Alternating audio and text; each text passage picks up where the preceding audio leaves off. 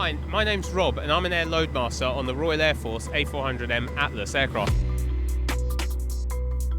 Here you can see the aircraft. We've got the air-to-air refueling probe there. From there the aircraft can take on more fuel once we're flying and it increases the range of the aircraft. Underneath that you have the cockpit. There's the crew entrance door. Here you have 4 turboprop engines fitted to the aircraft. Each engine produces 11,000 horsepower. That gives the aircraft a lot of power so we can do short takeoffs. And then we have the 12 main landing gear wheels where we have 12 high performance brakes. Again, that means the aircraft can stop in a very short distance. Coupled with the engines in thrust reverse, we can stop onto unprepared runways or normal runways, and we can stop in a very short distance. We can also take off in a very short distance as well. At the back of the aircraft, here we have the ramp. This is where we use for loading most of the passengers or the pallets of freight or any vehicles we have. We can also carry helicopters, fire engines, anything, you name it. As I said, the main thing we usually carry is pallets and people. So for the pallets, each pallet can hold 4.5 tons of weight, and we can load 7 pallets onto the flat floor and then 2 pallets on the ramp of the aircraft. Here we've got the sidewall seats and some centre seats fitted. The max passenger fit for the aircraft is 116 passengers, and they can sit in the sidewall seats, and the centre seats come all the way to the back of the aircraft. For Operation Pitin in Afghanistan and Operation Polar Bear in Sudan, we carried more than 116 passengers, and we just sat everyone on the flat floor. Everyone just sat on the floor, and from there we could carry a lot more passengers and get them out, because that was an evacuation.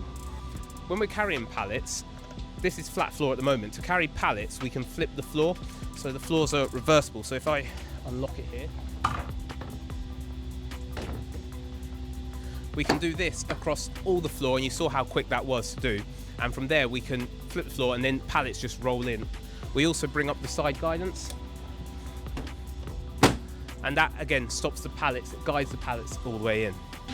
As an Air Loadmaster, my main role is to look after the safe loading of the aircraft and all the freight that's on board, including the passengers, and the main role is for weight and balance of the aircraft, and we keep the aircraft trimmed. That's the term we use to make sure, basically think of a big seesaw, the aircraft is balanced to the front and the rear. To do that, we have a computer here where the Air Loadmaster sits, and from there we can do all the planning and put in all the weights of the passengers, all the weights of the pallets or the freight, or if we're carrying a vehicle, the weight from there. From there we can also control the lighting of the aircraft, the temperature, we can check the pressurization and everything like that. If you come around this way, here we have 2 toilets for the aircraft. For the passengers, so on long flights, we have 2 fitted toilets. We also have 2 urinals down the back, but we never use them. So this is the flight deck. At the flight deck you can see here's the galley area. Here we have a small oven for cooking some food. We have a coffee machine. We usually have a hot water flask here where you can make teas and coffees, and then we have a fridge down there. This is a cockpit where you'd have the 2 pilots sat at the front, so you have captain on the left, co-pilot on the right. From here they operate the aircraft, and you can see we've got 9 multi-function displays where they can type in all the information they need to, all the destinations, and there's various things you can do on these screens. The Loadmaster or a third pilot could sit in this seat and again manipulate the kit and put in any information into the computer systems as well. The aircraft in flight, we operate on a dark cockpit philosophy. The idea being no light should be on, so while the lights are off, it means everything's normal. If a light comes on, it's to grab your attention, so it's showing something's out of the ordinary. I can switch on all the lights here, so you can see all the different lights and switches and buttons we have here. Anything that's red is bad, so that shows there's obviously a fire somewhere. From here you can put fire extinguishers down the engines or isolate the engines by turning them off. Many switches. These are circuit breakers or computer resets, like circuit breakers. So if you have a problem with a computer, you could just reset the computer. Back here is the bunk area where you can have crew can come and sit, or you can put it into a bunk and they can come and rest, and then have a curtain as well. So this aircraft is our tactical airlift aircraft, so we can carry, as I said, lots of freight around the world, or we can carry troops around the world, and then we can also do airdrop as well. So that's a tactical element of it, where we airdrop freight out the back of the aircraft.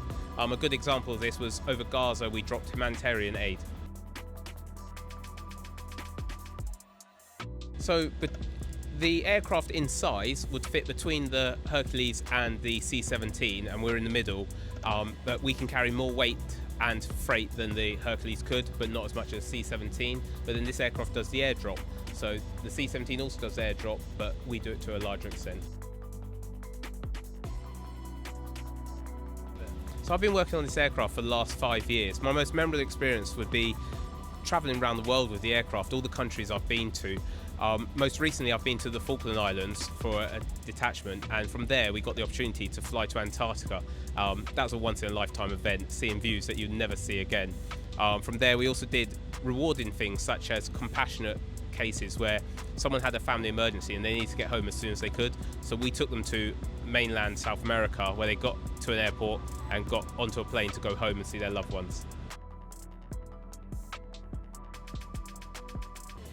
So the longest continuous flight the A400's done was recently to Guam. We flew 21 hours unbroken. From there we had 3 lots of air-to-air refueling where the aircraft met up with the Voyager, took fuel and then carried on, and it flew for 21 hours in total. So this aircraft weighs around 82 tons and the max takeoff weight of the aircraft is 141 tons. The max freight capacity the aircraft can hold is 37 tons. The biggest thing I've got on, I believe, is called an Oshkosh vehicle. It's basically, think of like an articulated lorry. It's a big lorry that we could get in, and it took right up to the edge of the seats. It took up all the space at the back of the aircraft.